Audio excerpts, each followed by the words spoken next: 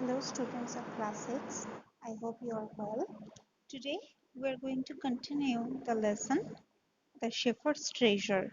It is the third chapter of your supplementary book A Pact with the Sun. In the earlier lesson we had already covered the first part of the story. We will start today with a quick recap. You can see the story is given in the slide in a comic strip manner. In a village of Iran, there once lived a shepherd. He was very poor.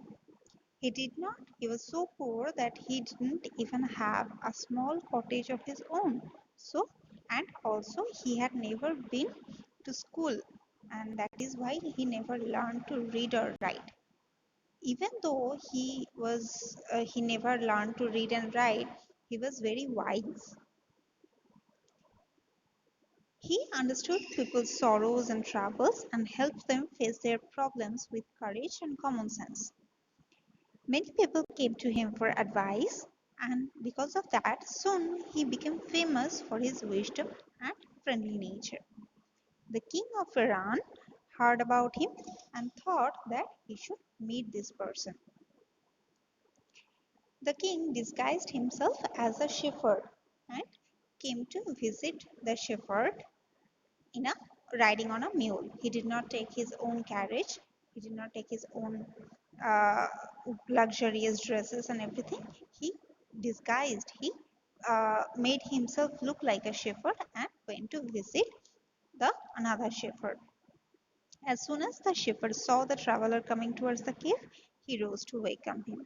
He took the tired traveler inside the cave, gave him water to drink, and even though he was very poor, he shared his own meager meal. The king rested for the night in the shepherd's cave, and he was greatly impressed by the shepherd's hospitality and wise conversation. Up till this point, we had read the earlier tale. Today, we will start from the second part of the story. Though still tired, the king decided to depart the next morning. He said, "Many thanks for your kindness to a poor traveler. I have a long way to go. Permit me to leave." Looking straight into the eyes of his guest, the shepherd replied, "Thank you, Your Majesty, for paying me the compliment of a visit." The king was astonished as well as pleased. "He is indeed very wise," he thought to himself. "I need people like him to work for me." And the king appointed this humble shepherd the governor of a small district. So as you can see, the king, he had to run a country. So obviously, though he was still tired, he decided to leave the next morning because he came to that place to know about the shepherd, to see for himself that whatever the people are talking, that this shepherd is very wise, is if he was really wise or not. And he was impressed by the shepherd. So he decided to leave the next morning. And said he talked to the shepherd and asked for his permission to leave. Now see, though the king had disguised himself as a poor shepherd, the original shepherd, he was not fooled, and he replied that he understood that this was the king, and he replied that, "Thank you, Your Majesty, for paying me the compliment of a visit." This pleased and pleased the king, and he was as well as very astonished also, okay, because he understood that the shepherd is really very wise, who could understand a man's, who could recognize a man even though he is disguised. So that is why the king thought that he needs honest people like this man, honest and wise people like this man to run the country. And that is why he said that, "I will appoint you as a governor." He said, "You are indeed very wise. I need people like you to work for me." And the shepherd obeyed him. Although he rose to power and dignity, the shepherd remained as humble as ever. People loved and honored him for his wisdom, sympathy, and goodness. He was kind and just to one and all. His fame as a fair and wise governor soon spread throughout the country. So the shepherd, though his though his status changed, he became a governor from a shepherd. He his attitude never changed. He still remained very humble, very honest, very polite, and because of that, all the other people already they were very impressed with him. Now they loved him and honored him because a quality of a good governor is to be friendly and good natured to his subjects, and that is why all the people loved this governor for his wisdom, sympathy, and goodness because he helped everyone.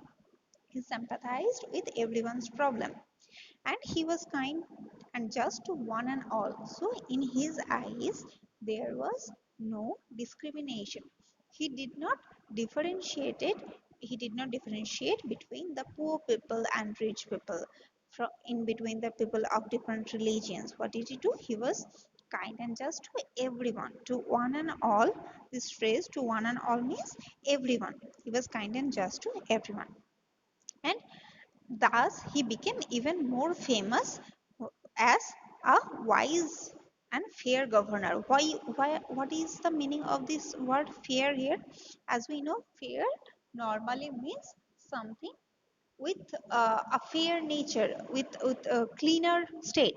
But here, fair means someone who is very just, who is someone who works in a very honest manner. So this governor was very honest, and that is why he is called a fair governor. See, this the part we have just read is given here in that commentary. The king appointed this humble shepherd the governor of a small district, and although we see that he rose up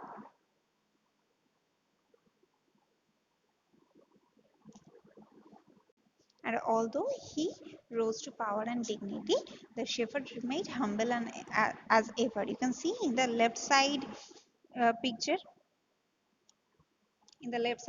we can see that all the people have gathered here to see the governor who is very loved. Now the governors of the other provinces grew terribly jealous of him and began to talk to the king against him. They said he is very dishonest, keeps for himself part of the money that he collects as tax from people. Why did he always carry with him, they added, an iron chest? Perhaps he carried in it the treasure that he had secretly collected. After all, they said mockingly, he was an ordinary shepherd and could behave no better. So all the people, all the other governors of this country. So Iran is a big country, and there are many provinces, many states. All the other governors saw that this new man, who is not of a noble birth, who was just a shepherd, he is becoming more famous than us. People love him. People want him to be their governor. So what have we done? And that is why they became very jealous of him because even the king preferred this shepherd above everyone else. So what did they do? They began talking against him to the king. Okay, so they tried to poison the king's mind against him. They said that he is very dishonest. See, you can see in the picture that three or four governors have assembled and all of them are talking against the shepherd governor. He's saying that he is very dishonest and as a governor he has to collect the tax from people, and they say that they the shepherd keeps part of the tax. So they say that the governor is very dishonest. The tax he collects, he does not submit all of it to the king. He keeps a part of it for himself, and that is why he always carries an iron chest, a box, a hardy box made of iron. He always carries that with him, and probably he keeps all his money on that chest. I hope you have understood this part of the story, students. Next day, we will continue with the next part. Thank you. Have a good day.